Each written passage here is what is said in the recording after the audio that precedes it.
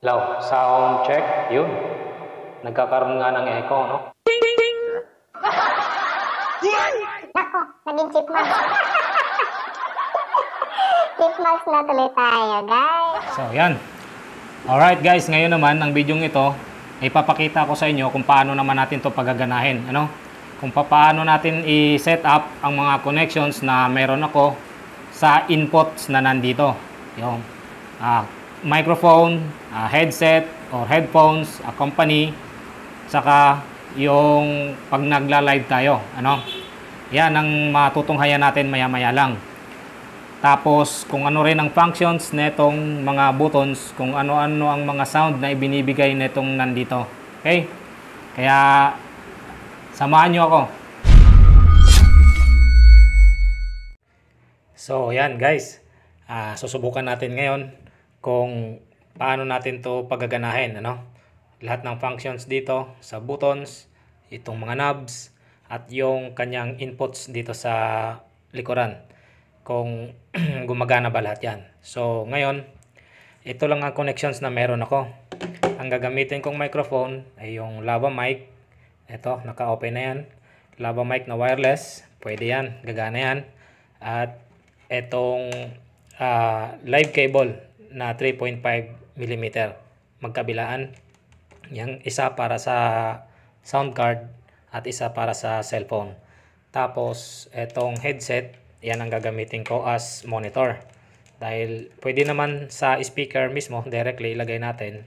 Since wala din akong headphone, so I prefer ito na lang gagamitin ko as headset. Pwede rin yan. Dito ko yan ilalagay dyan sa monitor. Kasi meron dito headset at meron din ditong monitor. So headset and monitor parehas lang yan, pero para magagamit ko siya as monitor lang, dito ko ilalagay yan. Kasi meron naman akong microphone.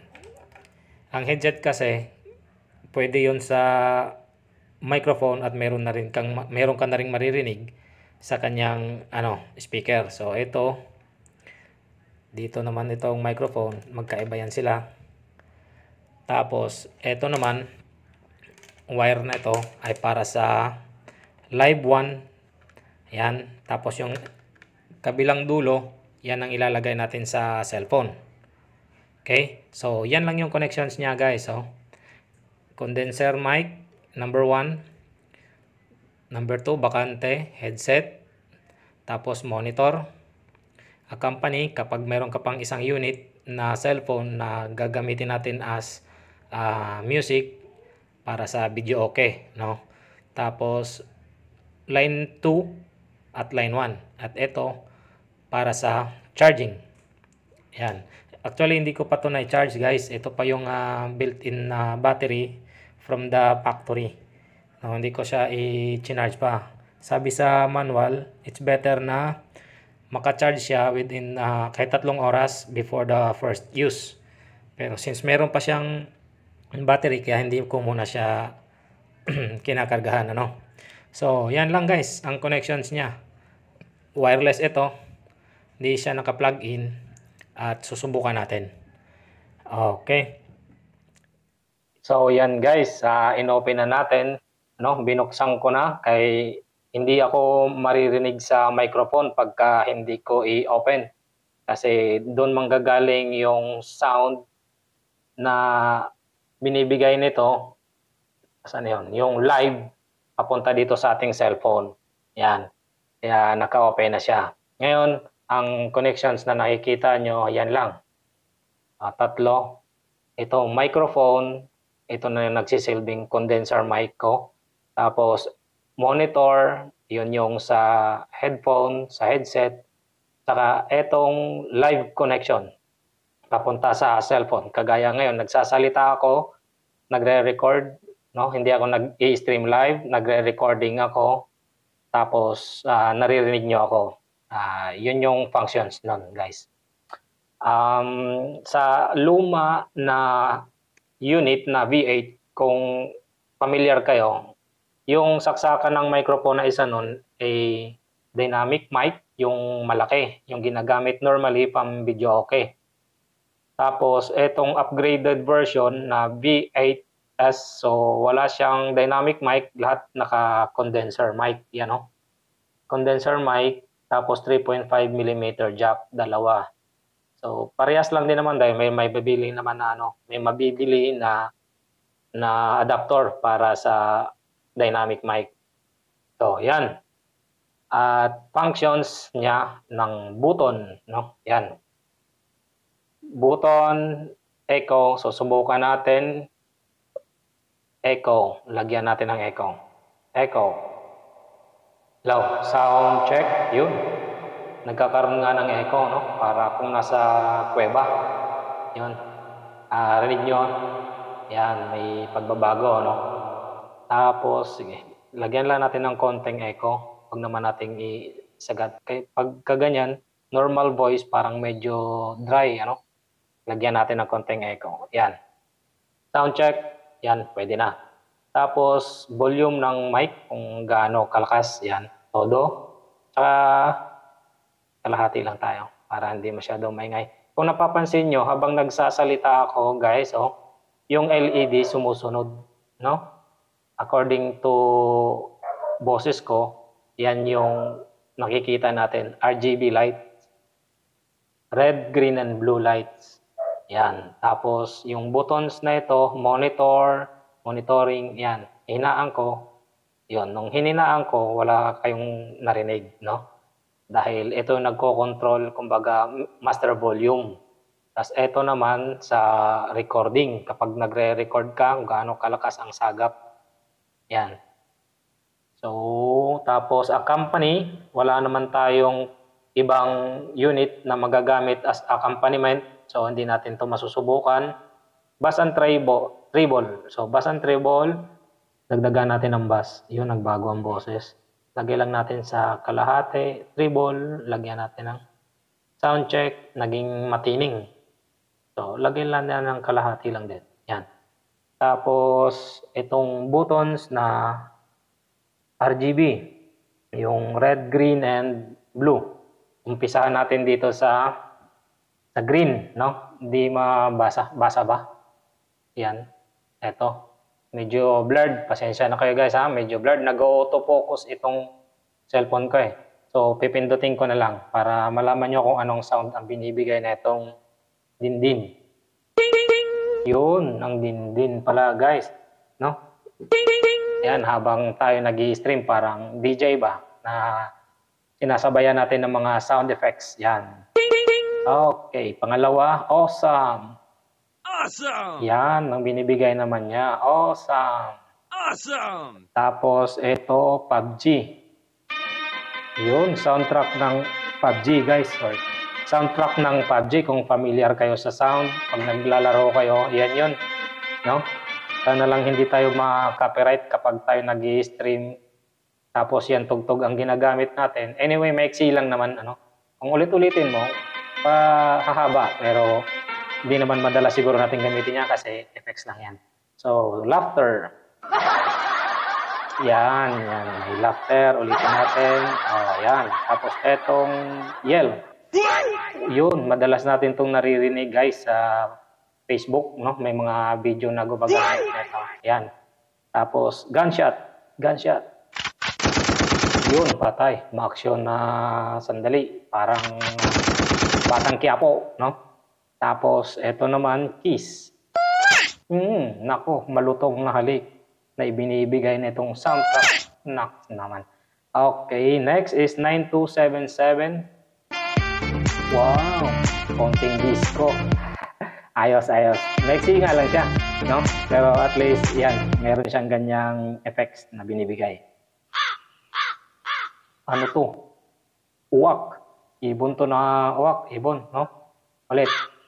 Yan, tapos. Yun, cheer. Palakpakan. Yan yung binibigay. Yan, palakpakan.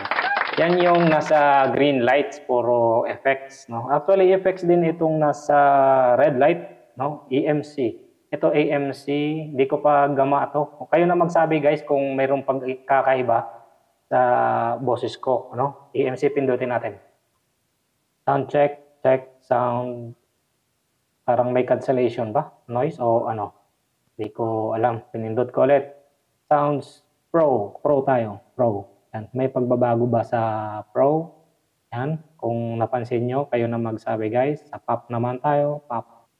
Sound check. Check. Meron. May konting echo. Oh, parang pagkantahan ba, no? Pop. Karaoke mode. Karaoke. Yan. Ito siguro. Gagamitin natin to pag meron tayong accompaniment na karaoke sound, no? Para magkantahan tayo. Dito tayo pipindot. At eto namang voice changer na isa. Nako. Female voice. Naging boses babae na ako. Ang sagwa. Lalaki na boses babae. Ayos. Pindutin pa natin ang isa. Male voice. Nako, medyo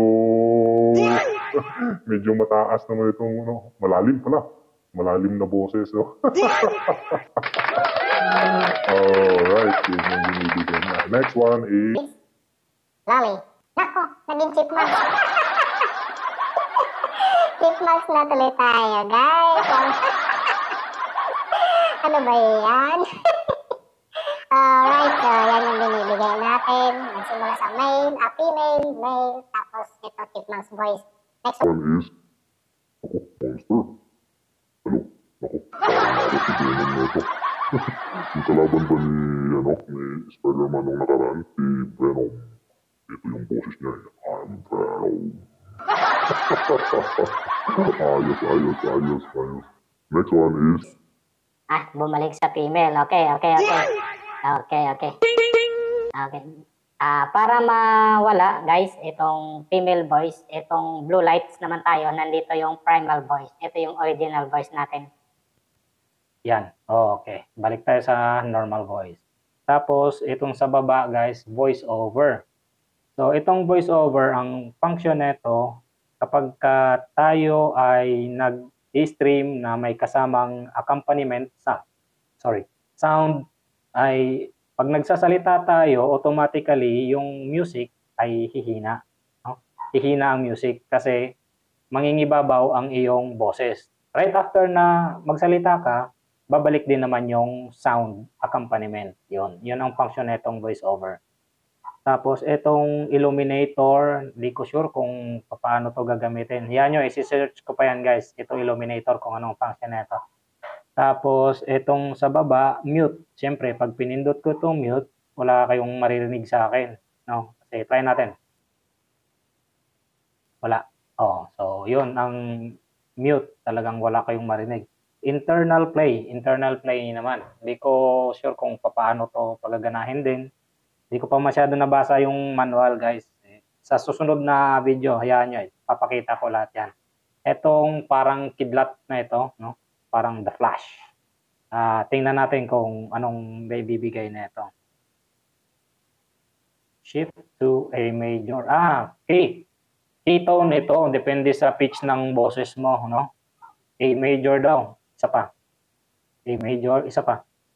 C major. B major. So, tone nga, depende sa tone ng boses mo. Yan yung binibigay na ito. So, lahat ng functions na try na natin, no? Gumagana naman, no? Wow! Okay.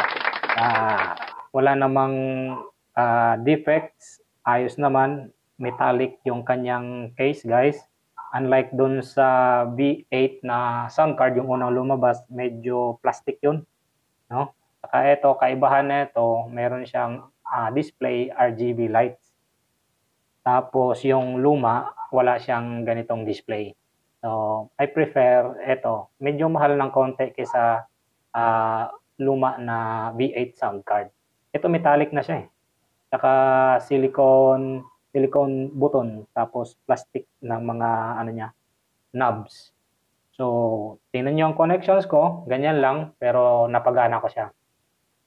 Actually, ito, lang siya, no? Parang sa Bluetooth wireless kasi ito. Pwede rin siya naman gamitin natin yung katulad nung kanina na ginamit ko, yung ganito, yan. Dahil wala pa akong, yung BM800 ba yun? Something like that, no? Di bale, sa susunod kong ipapakita na video guys, susubukan natin, no? Itong accompaniment naman. Maglagay tayo dyan ng isa pang unit. Tutugtog tayo, subukan natin kumanta ng video okay. Para matest talaga natin kung gaano ito ka-garantisado. Wow, di ba? Oh, ito yung maganda dyan. Pwede natin to paglaruan guys, oh. Alright, okay. Nakita nyo? So, yan guys, no? Nakita nyo, gumana naman lahat ng buttons. Tapos, eto, marami pang bakante. Kung marami kayong unit, dalawang cellphone nyo gagamitin pang live, pwede. Yan.